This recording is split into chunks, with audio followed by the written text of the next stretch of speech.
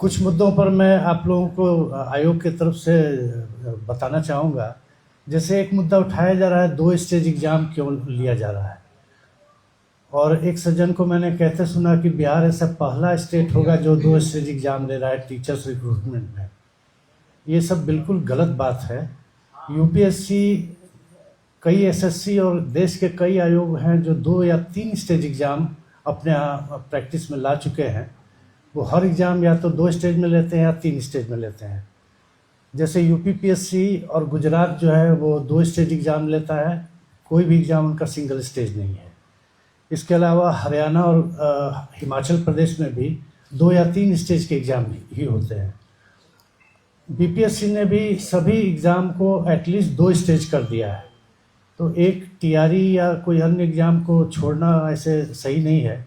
2 stage exam हर हाल में मतलब सही होता है। आपको मैं बताऊं कि नीट यूजी का जो 2024 में परीक्षा स्थगित की गई थी, उसके बाद राधाकृष्णन कमेटी का गठन हुआ था कि नीट परीक्षा या कोई भी परीक्षा कैसे ली जाए इसके संबंध में सुझाव देने के लिए। तो राधाकृष्णन कमेटी ने भी 2 स्टेज एग्ज़ाम का सुझाव दिया था। आपको पता है कि परीक्षा में कदाचार या किसी तरह की बात होती है तो उसकी आर्थिक अपराध इकाई जांच करती है।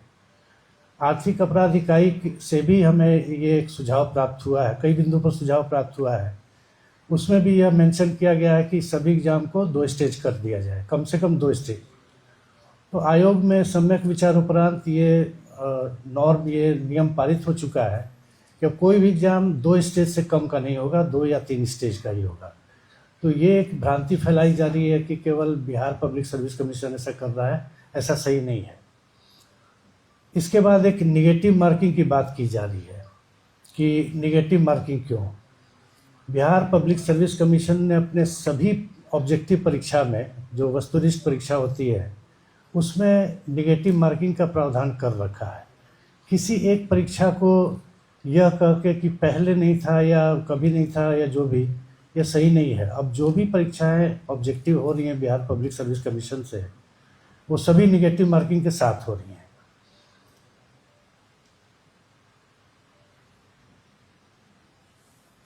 और ये सभी के लिए इक्वल है। निगेटिव मार्किंग है तो इसमें किसी को क्या परेशानी है मुझे समझ नहीं आता है। सभी के लिए तो इक्वल है।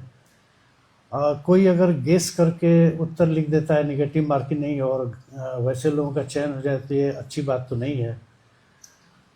जो चयन होना चाहिए वो बिल्कुल पढ़े लिखे लोगों का होना चाहिए। तो इसमें निगेटिव मार्किंग से कोई फ़र्क तो नहीं पड़ता है, क्योंकि ये सभी के लिए बराबर बात है। एक और मुद्दा ये उठाया जा रहा है कि हिंदी भाषी लोगों को कम अंक दिए गए और अंग्रेजी मीडियम वालों को ज़्यादा अंक दिए गए। इस बात को उठाने वाले लोगों से मैं ये पूछना चाहता हूँ कि जो डेटा बीपीएससी के पास नहीं है, बीपीएससी के पास तो जितने 11,000 लोग मुख्य परीक्षा फॉर्म भरे सबका डेटा है। हमने ये भरवाया ही नहीं कि कौन इंग्लिश मीडियम कौन हिंदी मीडियम से भरेगा, परीक्षा देगा। तो ये डेटा जब मेरे पास नहीं है तो ये आरोप लगाने वाले लोगों के पास कहाँ से आ जाता है डेटा कि हिंदी माध्यम वाले कम आए, अंग्रेजी माध्यम वाले। हमारे पास इसके अलावा कोई चारा नहीं है कि हम 11,000 लोग परीक्षा दिए हैं तो उनके तीनों पेपर को खोल करके देखें कि कौन हिंदी में लिखा कौन इंग्लिश में लिखा। यूपीएससी में क्या होता है, आपका मुख्य परीक्षा का फॉर्म या इवन पीटी का फॉर्म भराते समय ही माध्यम पूछ लिया जाता है, और अगर आपने अंग्रेजी माध्यम चुना है तो आपको इंटरव्यू भी अंग्रेजी में ही देना है। ऐसा नहीं, हमारे यहाँ तो क्या है कि आप किसी माध्यम में मुख्य परीक्षा दीजिए, इंटरव्यू आप किसी माध्यम में दे सकते हैं, उसमें कोई बाध्यता नहीं रहती है।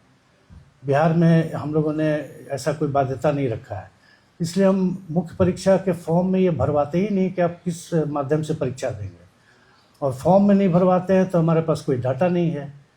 अब आरोप लगाने वालों के पास ये डाटा कहाँ से आया कि हिंदी माध्यम वाले कम अंग्रेजी माध्यम वाले ज़्यादा, ये हमें नहीं पता है। ये बिल्कुल बेकार की बात है। एक और बात कही जाती है कि हिंदी माध्यम वालों को कम अंक दिए जाते हैं। ऐसा कोई बात नहीं है। जो हमारे यहाँ बहुसंख्य प्रोफेसर जो कॉपी जांचने आते हैं परीक्षक, वो कम से कम 15 साल से लेकर 35-40 साल का अनुभव रखते हैं, बिहार के हों या बिहार के बाहर हों। जो आदमी 15 साल 20 साल 25 साल से पढ़ा रहा है, एक ही सब्जेक्ट को पढ़ा रहा है, उसे हिंदी अंग्रेजी में जांचने में कोई कठिनाई नहीं होती है। रही बात एस्से की, देखो एक ये भी प्रश्न आया कि जब आपके पास डेटा नहीं है तो कॉपी कैसे जा, तो जीएस की कॉपी एक प्रश्न एक ही परीक्षक जांचता है, वो चाहे हिंदी में लिखा हुआ हो चाहे इंग्लिश में लिखा हुआ हो, उसको कोई दिक्कत नहीं होती है। बहुसंख्य हमारे परीक्षक जो हैं वो खुद ही हिंदी माध्यम के होते हैं, तो कोई क्यों डिस्क्रिमिनेट करेगा कि हिंदी माध्यम को कम अंक दें और अंग्रेजी वाले को ज़्यादा दें। वो अपने बिल्कुल जो लिखा गया है और अपने विवेक के अनुसार वो अंक देते हैं।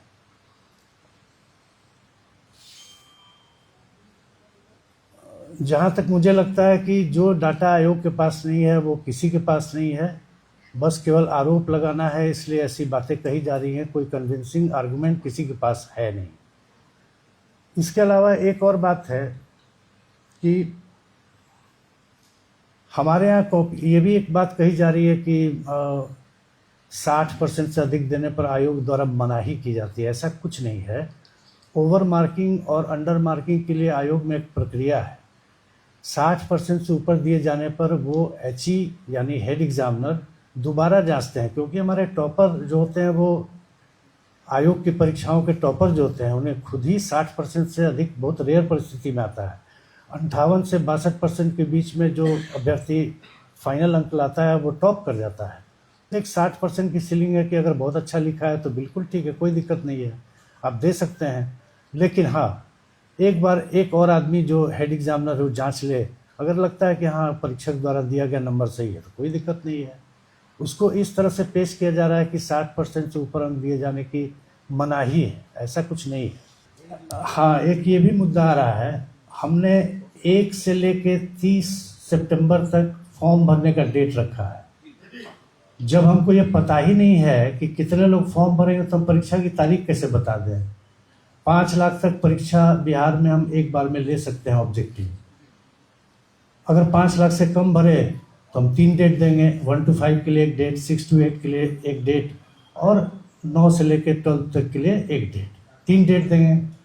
लेकिन 5 लाख से अगर अधिक लोग भर दिए तो हमें 2 फेज में लेना होगा, तो 3 के बदले हमको 6 डेट देना पड़ेगा।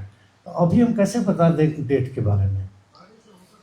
सर पीटी मेंस को लेकर सर पीटी में छात्रों का कहना है कि पूरा बीपीएससी सिविल सेवा का सिलेबस कर दिया गया है और जो सब्जेक्ट के जो कैंडिडेट हैं उनके लिए बड़ा समस्या है। 3 महीने 4 महीने में हम कैसे तैयारी कर पाएंगे? ऐसा है, 3 महीने 4 महीने में कैसे तैयारी कर पाएंगे।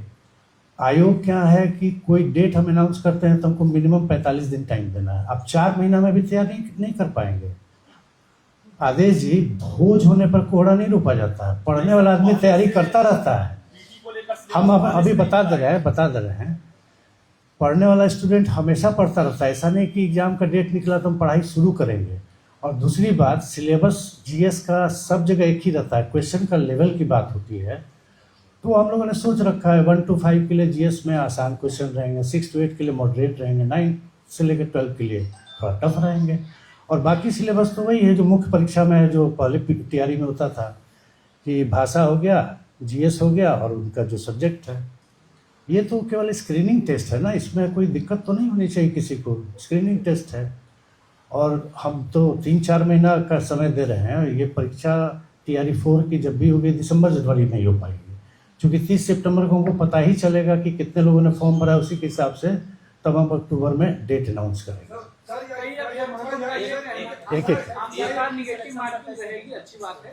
कई अभ्यर्थी नई परीक्षा पद्धति में टीआरई में जो है 5 ऑप्शन दिए जाएंगे, जिसमें एक जो नहीं नन ऑफ दिस करेगा वो भी कलर करना कंपलसरी है।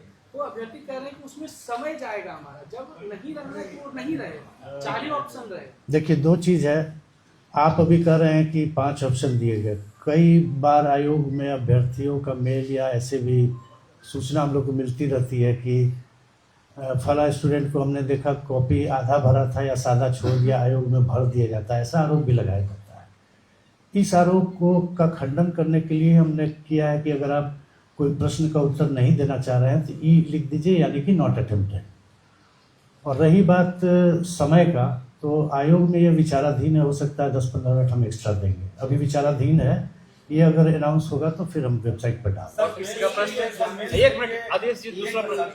मेंस के लिए सर 2.5 से 10 तक का सर क्या है, उसको थोड़ा एक्सप्लेन कर देते हैं। ये एक्चुअली क्या है कि 2 स्टेज एग्जाम का शिक्षा विभाग के साथ या एक बैठक हुई थी जिसमें शिक्षा विभाग के साथ हम लोगों ने निर्णय लिया। दिक्कत क्या है कि उसमें AEDU का भी एग्जाम आता है। AEDU में 935 सीट है, तो उसका 10 गुना हम लोग 10,000 मोटा मोटी लेंगे तो उसकी परीक्षा हम लोग मुख्य परीक्षा ले लेंगे आराम से।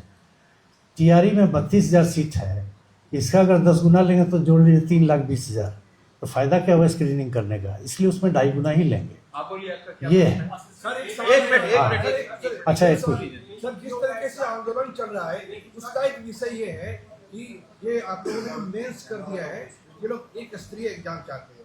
आज जब आपने PC कर ली तो इसका सीधा सा मैसेज तो ये है ना सर कि आप जब भी TRE पूरी की परीक्षा होगी ये 2 स्तरीय होगी, आप लोग पीछे नहीं हटेंगे। मैं आपको पहले ही बता चुका है, आयोग जितनी भी परीक्षाएं ले रहा है सब 2 स्टेज होगी, ये निर्णय हो चुका है। सर एक कॉपी वायरल हो रहा है क्या अच्छा इससे बताया जाएगा। और मैं और प्रश्न है तो पूछ लीजिए, मैं कॉपी अभी दिखा दे रहा हूँ। एक ही बैठ आपका जब सिलेबस रहेगा जैसे सर 9 10 वाले 11 वाले क्या क्या जैसे जीएस जो स्क्रीनिंग पेपर रखा गया है उसमें तो सबके लिए एक ही जीएस पेपर है, तो उसमें 9 10 और 11 12 वाले जो छात्र हैं स्पेशल छात्र हैं, फिजिक्स हुआ केमिस्ट्री हुआ बायो हुआ विषय विशेषण क्या क्या हुआ, वो लोग बोल रहे हैं कि पूरा जीएस आएगा हिंदी भाषा वाला PT में या मेन में? पीटी को लेकर PT में तो GSE आएगा, तो स्क्रीनिंग है ना, वो तो स्क्रीनिंग है। वो तो अब मान लीजिए 5 लाख आदमी भरे, हमको चाहिए मतलब 40,000 आदमी का मुख्य परीक्षा लेते हो तो केवल स्क्रीनिंग कर रहे हैं, फिर तो उसका सब्जेक्ट कर लेंगे ही। मुख्य परीक्षा जो लेंगे उसमें भाषा रहेगा, मतलब इंग्लिश हिंदी पहले की तरह, GS रहेगा थोड़ा सा पहले की तरह, और उनका सब्जेक्ट रहेगा। हाँ, हमारे यहाँ ऑब्जेक्टिव है। आपको मैं बता देता हूँ कि UP PCS में और गुजरात में 2 जगह का तो मैं जानता हूँ कि वहाँ सब्जेक्टिव होता है, हम लोग लेकिन ऑब्जेक्टिव ही लेंगे। आप बोलिए आपको क्या पूछिए? सर बिहार विशेष विद्यालय द्वारा जो अध्यापक का भर्ती था उसका एग्जाम 1 साल पहले हुआ, सर उसका रिजल्ट कब तक आएगा? रिजल्ट अभी नहीं आएगा। अभी उसमें क्या है कि सभी अभ्यर्थियों ने 9 ऑप्शन दिए गए थे, 9 के 9 ऑप्शन भर दिए हैं। कौन सा कैंडिडेट किस ऑप्शन को भरने के लिए एलिजिबल था ये हमने शिक्षा विभाग से मांगा है। ये जब मिलेगा तो हम फिर से पोर्टल खोलेंगे कि कोई 3 ही सब्जेक्ट भरना है अभ्यर्थी को अपने क्वालिफिकेशन के अनुसार, तो वो भर देंगे, उसके बाद हम लोग रिजल्ट निकालेंगे। अब शिक्षा विभाग से जब मिल जाए, समय सीमा जो शिक्षा विभाग से मैम जब हम लोग रिमाइंडर दे रहे हैं फिर आएगा तो फिर उसके बाद ही देखिए नहीं एक मिनट, हम एक और जवाब दे रहे हैं इनका। एक मिनट। अरे आपका असिस्टेंट इंजीनियर का भी एग्जाम 1 साल हो गया, उसमें कुछ नहीं किया सकता है। असिस्टेंट इंजीनियर के एग्जाम में कोर्ट केस है, हमने नोटिस भी निकाल दिया है, और जब तक कोर्ट केस का निष्पादन नहीं होगा अभी हमारे स्तर से कुछ कार्रवाई नहीं हो सकती है।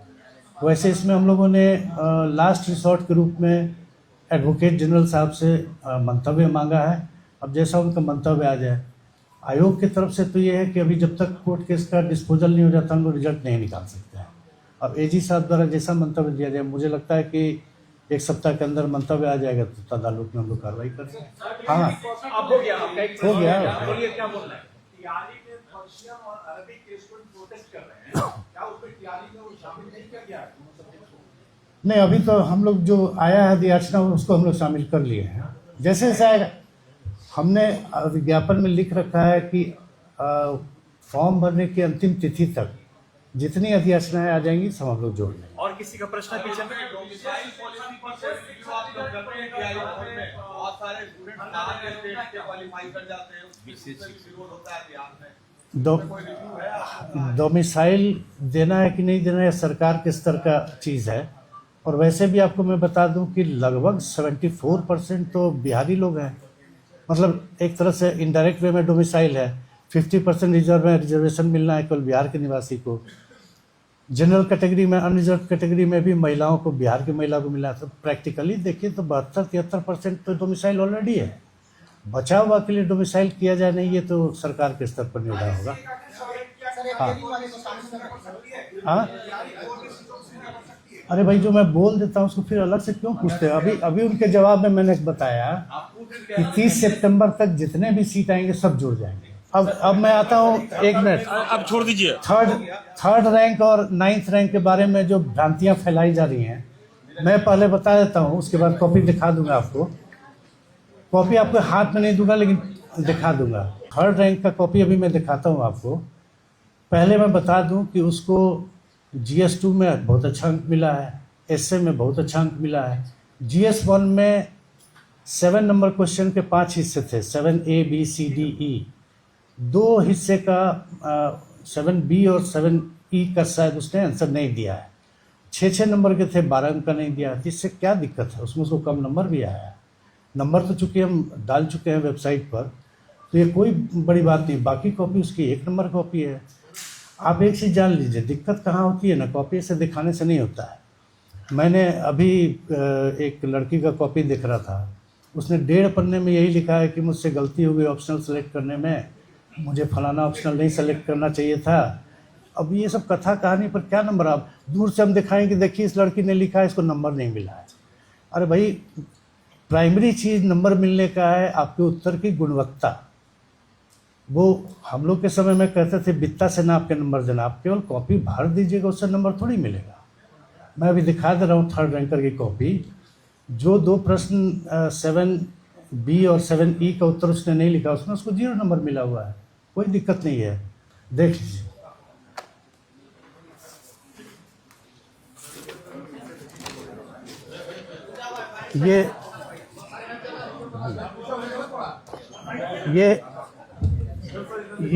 ये पहले मैं दिखा रहा हूँ उसके GS2 की कॉपी। करते हैं आप दोनों। GS2 की कॉपी है।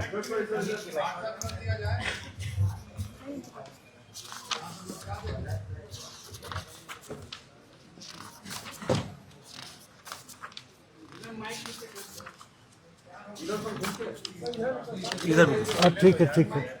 अरे सर, इन सब चीजों में अगर लग रहा है तो कोर्ट का तो उनका फोरम खुला हुआ है। हाँ, सबसे बड़ी बात, अगर हमने सबसे बड़ी बात यही है, हम वहाँ दिखा देंगे। सबसे बड़ी बात यही है कि अगर आपको लगता है कि आपके आरोपों में कुछ तथ्य है तो कोर्ट क्यों नहीं चले जाते हैं?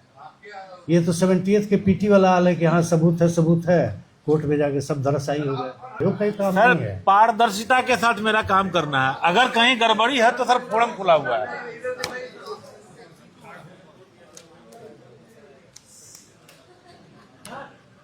हाँ, इसका आंसर यहाँ खत्म हो गया।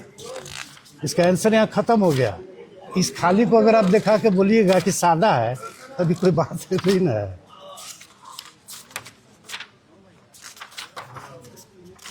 रफ पे सादा है नहीं, उसका और दिखा।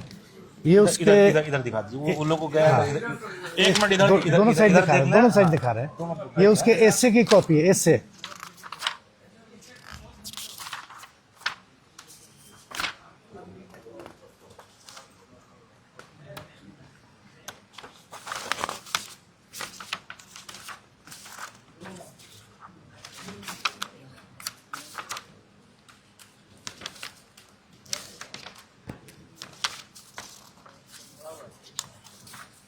हैंडराइटिंग देखिए, उसका सब चीज ये देखिए। भरा हुआ अलग चीज है, लिखा अच्छा है। सर हम बताए ना, भरने से खाली नंबर नहीं मिलता है, क्वालिटी क्या है आंसर की वो देखिए।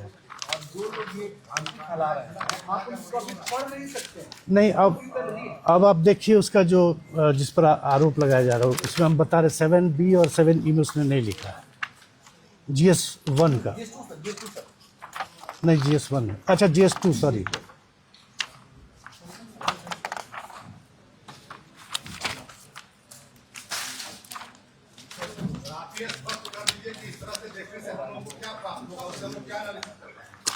वही जो मैं बता रहा हूँ आपको। नहीं सर, जिस आधार पे आप कह रहे हैं उस आधार पे हम काट रहे हैं, तो आप उनसे क्यों नहीं पूछ रहे हैं कि सादा कॉपी दिखा के तो ऐसा हो रहा है? देखिए सर, मेरा ये कहना है, हम तो अच्छा नहीं, देख लीजिए देखिए 7B उसने नहीं लिखा है, ठीक है, और 7C उसने नहीं लिखा है, ठीक है ना। और इसमें नंबर भी उसको 0 मिला हुआ है।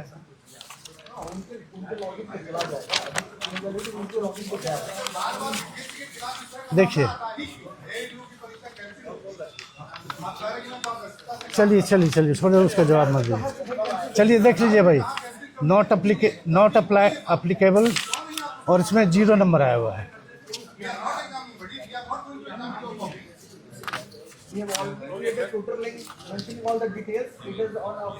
उसी तरह नहीं सर, अरे आप सर नहीं आप लिया देना जा चाहें, स्पष्टीकरण सर। आप मत ग्रहण कीजिए। मत ग्रहण कीजिए सर, प्यासे को मैं पानी दे सकता हूँ सर, पिला नहीं सकता हूँ। पकड़ के मैं कहूँ, मैं अपना पक्ष रख रहा हूँ जनाब। चलिए, आपको लेना है कोई लीजिए, नहीं प्रश्न लेना है है? मत लीजिए। नहीं, और कोई प्रश्न? ये कॉपी भी हम लोग 10-15 दिन में डाल देंगे सभी स्टूडेंट के लॉगिन में, फिर अपना देख सकते हैं आप लोग।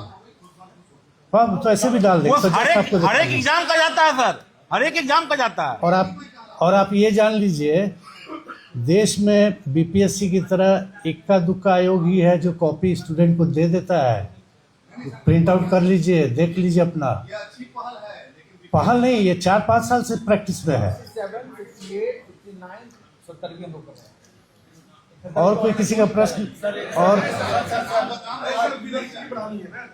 अरे सर 71 और ADU को लेकर सर 71 में कब तक संभावित है सर, और ADU एग्जाम कब तक संभावित है सर? मैंने रिजल्ट 71 रिजल्ट और ADU 71 में मुख्य परीक्षा के रिजल्ट की फुल फ्लेज तैयारी चल रही है और सितंबर फर्स्ट वीक में निकल जाएगा। ADU और TRE दोनों एग्जाम दिसंबर-जनवरी में हो जाएंगे। 30 सितंबर, सुनिए, 30 सितंबर को हमको स्टूडेंट की संख्या पता चल जाएगी, तो उसके बाद हम मिड अक्टूबर या अक्टूबर में कभी डेट निकाल देंगे। ADU में एक और दिक्कत है। ADU में तो हम लोगों ने फॉर्म भरवाया था सिंगल एग्जाम का, वो कैंसिल हो गया। हमको फिर से फॉर्म भरवाना पड़ेगा। रीओपन करेंगे कुछ दिन। ठीक।